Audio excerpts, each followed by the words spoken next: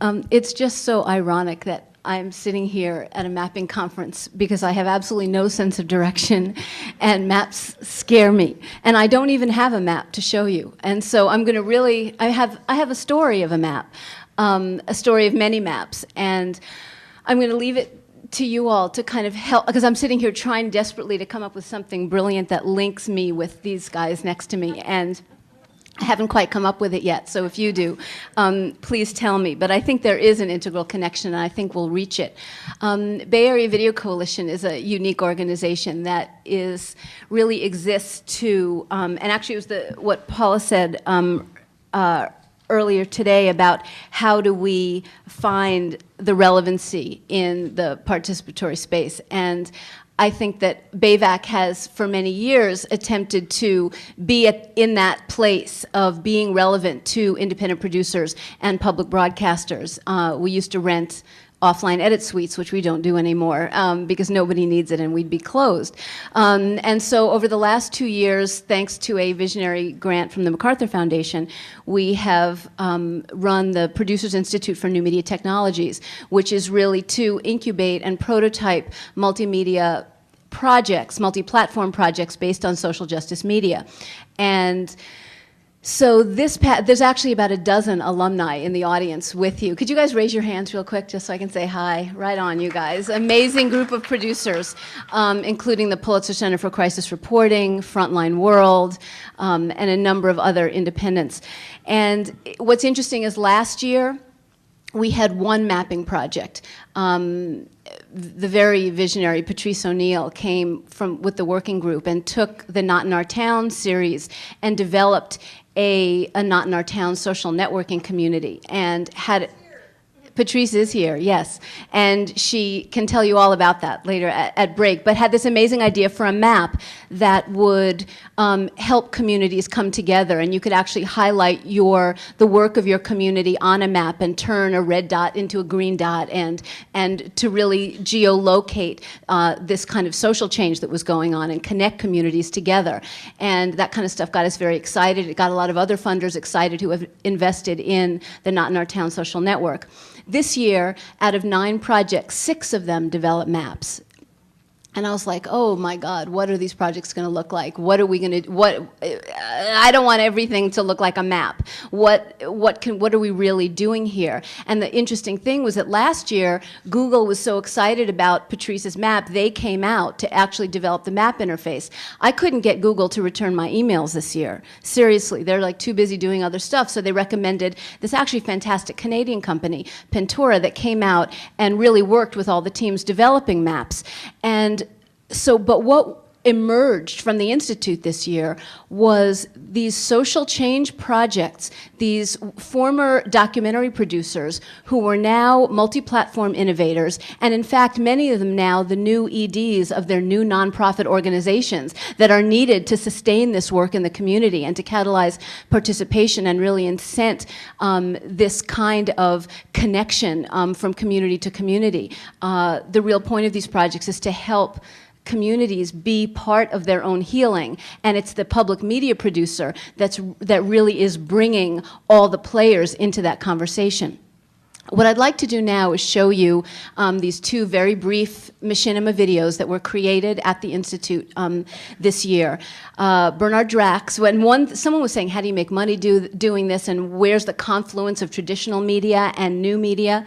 What's interesting here is that Bernard Drax, the machinima reporter who made these stories, was hired by Frontline World during the Institute and is now their ongoing virtual reporter. So this is good reporting. It's being vetted by the producers and the communities before it hits public space.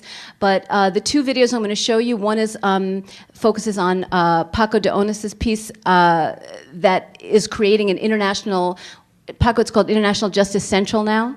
Yeah, and the other one is from the Pulitzer Center for Crisis Reporting on Global Warming Day and their new site, Turning Up the Heat. Welcome to the Drex Files. I'm Drexter Dupre. This is number 3 in a 9-part series from the 2008 Producers Institute at the Bay Area Video Coalition, where we investigate the new media work of award-winning documentary filmmakers, technologists, and creative thinkers.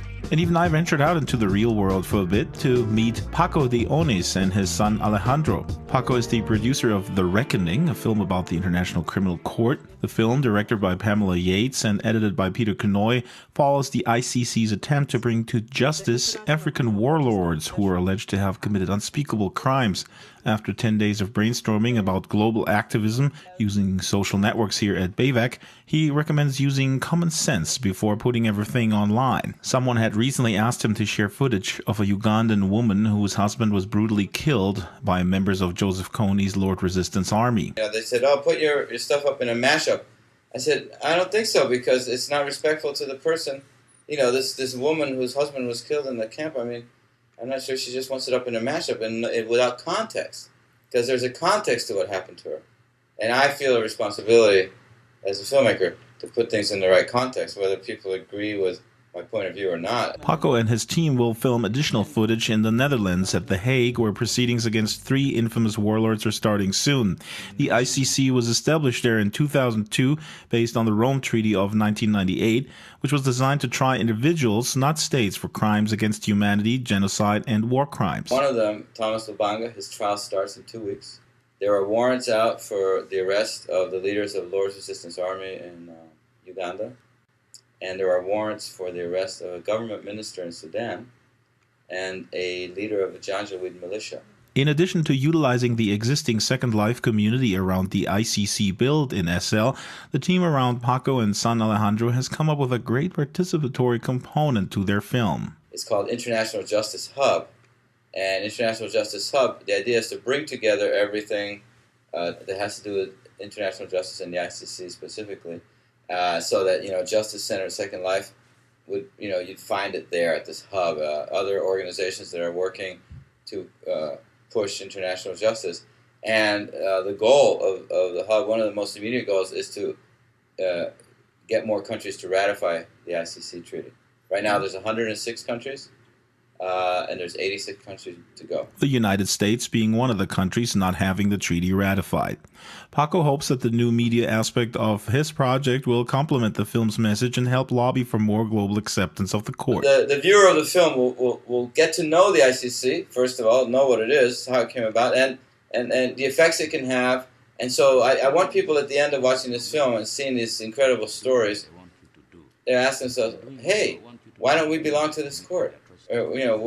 We need to, this court is an incredible tool for all humanity. The Justice Hub will feature movie clips, blog posts, and also content sent via SMS messages from mobile phones, the main means of communication in African countries where broadband required for virtual worlds is hard to come by. In order to administer the influx of citizen media and maintain the Justice Hub, Paco's company Skylight Pictures has created a new subsidiary. Called Skylight Social Media, and it's really for focus on outreach, community engagement, maintaining the sites online. We might want to, we're probably going to try to get an office in Second Life on the nonprofit island. And just in case, Paco's son Alejandro keeps his father in check should he get too overly optimistic about the possibilities of Web 2.0. Very pessimistic about the future of our information age. I don't trust that we collectively know what we're doing with what we have, and I think it's very dangerous, and I don't believe in the philosophy of just taking technology and running with it. I still like to receive letters in the mail that are handwritten. I still enjoy walking out in the woods every day. Well, be that as it may, Alejandro, a premiere of The Reckoning in Second Life is as good as scheduled, most likely in January 2009. It gives you more than half a year to choose an avatar name, customize your look, and familiarize yourself with the clunky UI. From the 2008 Producers Institute at BayVac in San Francisco, I'm Drexter Dupre. And my hardworking SL colleague Bobaka Fairchild has been working on the BayVac build here in SL. You've been accused of using these ready-made giant or mega prims, and you're claiming that's not true? Mega prims are for losers. Real men make their own giant prims. Can you hear the buzz?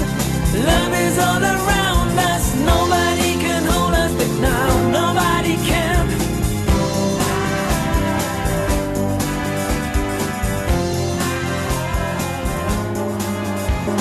I've been told we don't have time for the Turning Up the Heat video, unfortunately, but I'll be around during break and we'll be happy to share it with you.